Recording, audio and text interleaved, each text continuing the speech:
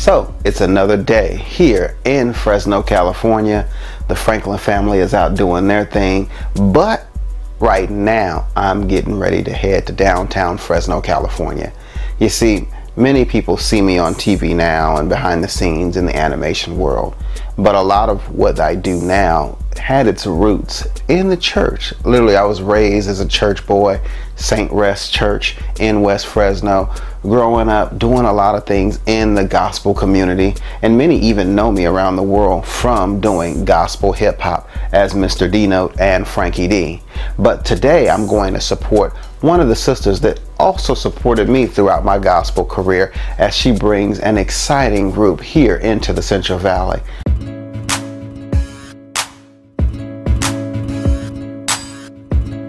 So as I arrive, this is an unfamiliar place for me. You see, the church is called Pearly Grove, and me growing up in West Fresno, I always do Pearly Grove. Of course, being over off of Church Street, more deep into West Fresno, but now they've moved into downtown Fresno, and they're the hosts for the Holy Jamz event, which is a concert bringing in a group by the name of G-Meg to perform live here in the Central Valley. So they invited me down. I'm going to hang out a little bit while they do their sound check and just chit chat with some of the people. But right now, I'm going to talk to my girl, Cindy. Hey, lady. Hey, what are you doing? Oh, man, getting ready for this show. How's sound check going? I mean, I know you had a crazy day. It's going good. We're just getting ready to start the show. Wow. Man. So, yeah. Are you excited? I'm excited. I've been watching them all day, and they are hot. Really? These guys are hot. Really? Yeah. So how did you find out about them? They actually, I've known about them for a while. Okay. Since I used to live in LA, so you know, me and Maria's been in touch for a while. Wow. So yeah. So they're like Southern California. You know what part they're from? Different areas out of LA area. So Cindy's excited, I'm excited, but I'm gonna go talk to some of the ladies here. They're fresh in from Bakersfield, California, and I'm talking to Maria and one of the artists from G-Meg as they're chopping it up, doing their thing, getting ready for tonight. So it's been a busy weekend, possibly. Yes, ma'am. My goodness. So we got tonight to finish up, and then tomorrow we're going to be at the church service. And what's going on, ladies? hi, how you doing? All right. Fresh here from Bakersfield, right? Yes, yes. Man, thanks for coming out to Fresno. So what can we expect tonight? Cindy's really hyped up about you. Yes, yes. It's funny because I met her through Facebook. You know, Facebook you meet a lot of people, and we've actually known each other for 2 years in Facebook, but we actually never met till today. Right. And you know, we came out. She had an outdoor event, and it was fun. We were blessed, and now we're here. So Sabrina here, she's one of the artists, and she. So Sabrina, what can we expect tonight? You can expect just the namesake of our label. God makes everything good, and whatever style or genre or taste you might like, it's all for the glory of God. So you can expect that. Now you're singing, right? Yes, sir. I'm a worshiper. What is that? I always try to politely correct people because I'm not here for entertainment. Okay. I mean, even if you listen to the connotation of all my songs, it's all an adoration back to God. So if anything, when you do listen to my songs, I just want you to be encouraged and reminded that, yeah, I need to go ahead and praise Him. I need to go ahead and thank Him because He is that amazing in my life. Okay. So what time are you hitting the stage? I know it's kind of early right now. Shortly. We just did a mic check and I'll be going up very shortly. All right. Well, I'm excited. Yeah. Are you excited? Yeah. All right. So I'll see you guys out there. Worship. Okay. I'm ready. Worship. Okay. So, like you saw there, the ladies are definitely excited about tonight's event, and so am I. But it's not just ladies' night. Hush! It's not all about you, ladies. Tonight we got the fellas representing too. And with G-Meg, there's a young group named TS. I'm not going to say too much about them, but I got a chance to sit down with them and talk to them about, you know, being in the music industry, of course, with gospel, and some of the struggles they might encounter. Man, so I just got through talking with Maria. You guys are fresh from Bakersfield. How was that last night? It's amazing. Me, I just came through from Northern California, so I didn't make it to the Bakersfield performance. Okay. I met them up here, but when I hear people were really blessed. So. It was a blessing, man. The ministry was strong yesterday. Really, it was really good. Yeah. Really Now, what part of Bakersfield were you in? It was Camelot Park. Oh yeah, I know the exact area. I'm new to this whole area, man. Yeah, I know the exact area. Yes, it was good though, man. It was really good. So, I mean, with your music, what's your style? Talk to me. Our style, man, we try to be really relevant.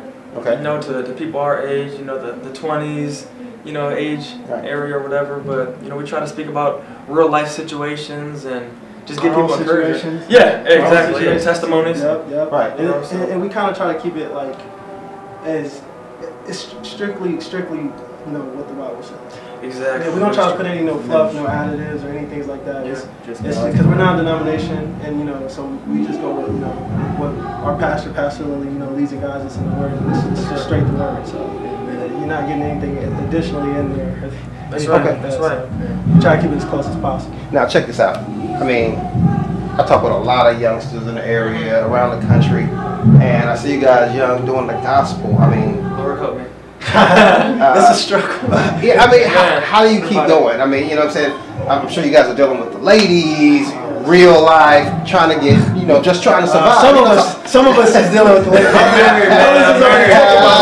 That makes it even worse. Just, you know, I mean, it makes it enemy. You don't like that, man. You don't like that. I'm a young dude, married, got 2 kids, trying to do it the right way. But man, it's definitely, it's like the stuff gets harder. Right. You married, it seems like it, you know, but I don't know. I disagree. I think it's harder outside. You think it's harder outside? Oh, man. But I like the blessed one, you know. Think what you want to think. Yeah, it's a little bit different though. Like, I mean, because nobody's perfect. You know, we all have our imperfections. We all fall down. But it's just all about getting back up and, you know, trying to get back on the path that you're supposed to be on. And trying to stay as close to it as, God's plan. So that's all. That's what it's all about. Because, you know, you're always gonna have those, the slip ups, falls. Everybody does. You know, we're not perfect. We were made imperfect. So, you know, so it's all about just trying to stick close to that. And that's what our shepherd, my uncle, you know, CEO Goody, parent, and then also, you know, Pastor Lily.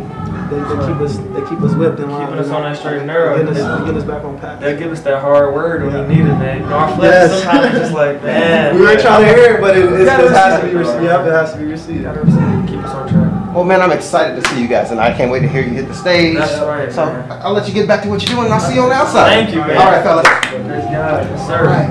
Man, you guys keep pushing. That's right. All right. Wow, these guys are really transparent. I mean, from the young fellas to the ladies, they're definitely representing. So I'm feeling like I'm at home here during the sound check. But we're getting ready to switch gears. You see, your boy, look, Franky was raised in West Fresno, 2400 Lotus Block, if you didn't know. But anyway, I was raised around a lot of the OGs, a lot of the players. And right now, I'm getting to talk to somebody who takes me back to my youngin' days with the finger waves, the fresh hair. Look, check this out. I mean, a lot of people are probably watching and they see the show. Yes. But it's like they don't really understand the whole faith-based feel. What's your story? Why did God change you? You know what? I got about 55,000 testimonies. What? But you need something that's going to be grained to let you know why you need Jesus and why God makes everything good. Long story short, I'm from East Oakland, California. G from East Oakland. I'm ministering to my nephew. Okay, example. Talking to him. He's changed his life. He just get out of YA, Youth Authority, you know, going through things. And I'm putting oil in my car and I'm ministering to him about going to school and being good. And while putting oil in my car, 2 guys that were not his friends or guys in a truck came up and just started shooting 9mm bullets. And I'm still putting oil in the car, okay? And they're steadily pow, pow, pow, pow, pow, 9 times.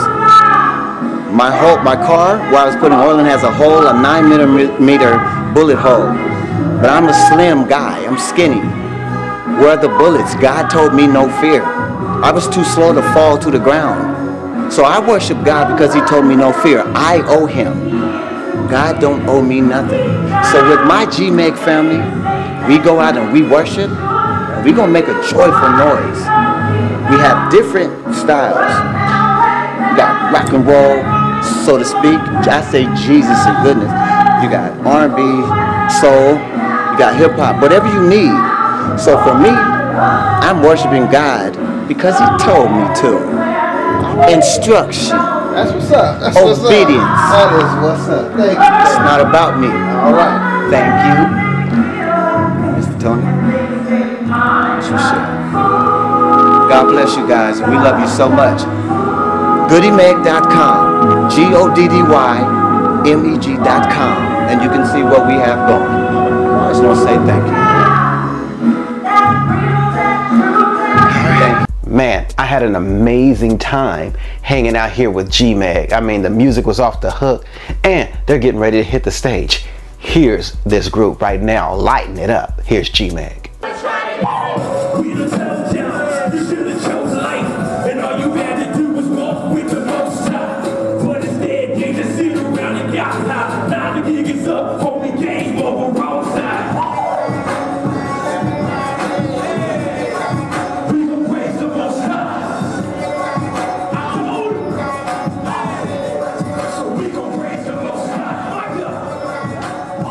Now, Franky is running around town as usual, but your girl, I got to get back to the studio and get ready for this amazing interview with actor Lamman Rucker. You've seen this gentleman in Tyler Perry movies. He's also starred in Black Coffee with Christian Keys. This brother is hot. He is doing his thing. He is on the scene, soap operas, making appearances, and also encouraging everyone and the youth. That's what really hits home for me. So let's go into this great interview with Lamman Rucker. Check it out. You're going to love it. Hi, Lamman. I want to thank you for taking time to sit down with us today. How are you, sir? I'm doing great. Thank you. You're very welcome.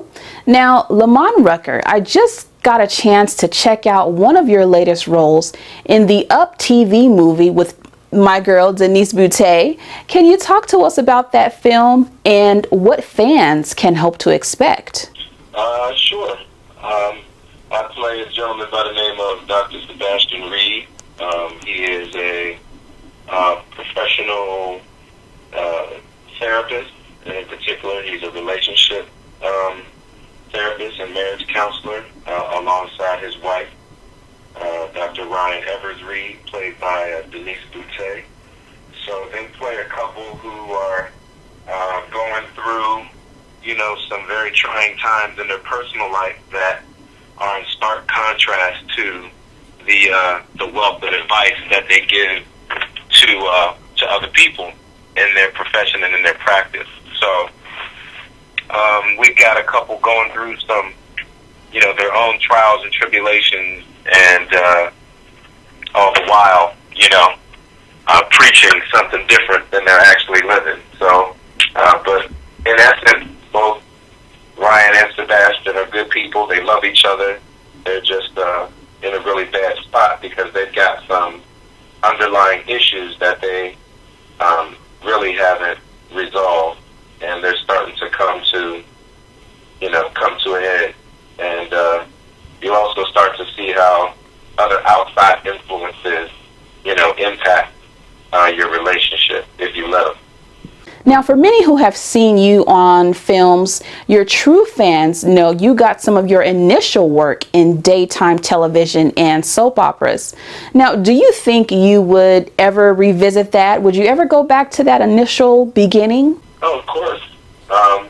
I actually just had a meeting, you know, a number of days ago with one of the shows. So, you know, we'll see what happens. But yeah, I mean, one of the things that I enjoy about being an actor is the fact that there are so many different genres and so many different styles of, you know, of acting. I mean, I was trained and educated and raised in the theater. So, you know, we've always been taught and trained to be prepared for and equipped to do just about anything. So, you know, it's fun to switch it up from time to time, you know, whether it's comedy, whether it's drama, whether it's daytime, whether it's prime time, whether it's, you know, stage, screen, television, you know, whatever. So, you know, I'll do, you know, good work is good work. So right. If there's something positive, something challenging, or whatever reasons, you know, I might find something of interest, I'm always open to the conversation. Now, with the soap opera lifestyle, you get to see more of the romantic side. I remember the mothers in the neighborhood, you know, they were locked in on those love scenes versus the movies, of course. Would you say that daytime soap operas allow more romance than movies? You know what? That might actually be true, in particular just because, you know, you do it more often because, you know, you're working almost every day. A movie you may see more often, but that kiss maybe only happens a handful of times, you know, and then once it's in the can, it gets reproduced, you know, and redistributed a lot. But in the soaps, you know, you don't typically see reruns of soap operas. So yeah, in order to keep that romanticism and that those storylines and, you know, more current, then yeah, I guess we probably do kiss a little bit more in the soaps than we do in the movie. Now, after checking you out, I saw you got into acting at an early age, you know, performing in school plays and more. But was acting always a goal of yours? I've just always had a number of different interests, and I've always just kind of been taught, explore your talent. The most important thing is to be true to yourself, explore and discover and all your different gifts, and, you know, and then at some point, you know, decide what you want to focus on. But the most important thing is really just getting to know yourself and what your blessings are, and you know, just kind of follow your spirit. You know, I mean, we're given all the things that we're given for a reason. So I've changed my mind a number of different times as far as what I wanted to be and what I was going to do. I'm glad that I did that, actually, because I got a chance to explore different things and learn different things about myself. And now I'm a combination of all those different things that I've ever wanted to do. I mean, at certain times I had to prioritize one thing or another above, you know, something, but I've never really had to totally give anything up, you know, per se. Mm-hmm. You just kind of have to adapt and change with the times, change with, you know, you just kind of roll with the punches and adapt based on what, you know, what life puts in front of you. Now, with your career, you are doing big and amazing things, and many youth look up to you, and they may be chasing their dreams as well of someday making it to the big screen. What advice would you give to them? Well, I think that's really the active word in your question, is as a career. Mm-hmm. Because I firmly believe that everybody has a creative spirit, but that doesn't mean, even though you need, I believe, you should develop your interest and develop that creative spirit. So if you want to be an actor, I would say be an actor regardless. The issue is, if you want to do it as a career, then that becomes a slightly different process. There's a whole other layer of training, of preparation, of understanding the business, of you know, making sure that you you know how the industry works, right? You know, mm-hmm. And that you even understand the work and the patience that's required to really excel at it, and to understand kind of how to work. I think people feel like they know what the job is, and they really have no clue what this job really is. Right. How much work it takes, how much energy it takes, the kind of discipline that it takes. Mm-hmm. And that's not just at work, even outside of work. So there's some really talented people, but they don't know how to, you know, they're not disciplined in their personal lives. Right. So mm-hmm. they're not thriving professionally because, you know, they have poor life skills. It has nothing to do with how talented they are. Wow. But somebody told them all they had to do was be talented, mm-hmm. and they misinformed them, you know.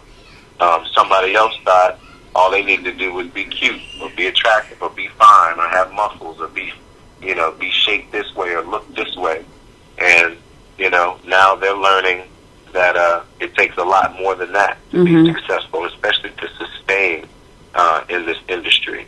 Other people have been taught, oh, all you got to do is have this gimmick or that gimmick, or know this person, or move here or move there, or just get famous, or just, you know, find ways to just bring attention to yourself. And mm-hmm. as long as you can do that, you know, the rest of it doesn't really matter. So there's a lot of really bad information, but what I've learned and what I've seen work is that people need to really know what the job really is. They need to really get some serious and significant training. Mm-hmm. They need to keep their lives, get their lives in order, right, and be healthy inside and out.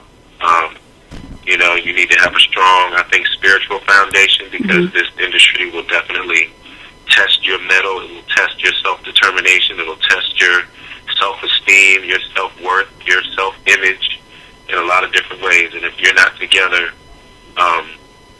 spiritually, if you're not emotionally mature, then you know, you're going to be you're going to have a lot of trouble. A lot of the people that you see having a lot of trouble, many of them, it's because of their emotional and spiritual health. Wow. If you really think about it and look at what's really going on. Wow, that's a really deep thought.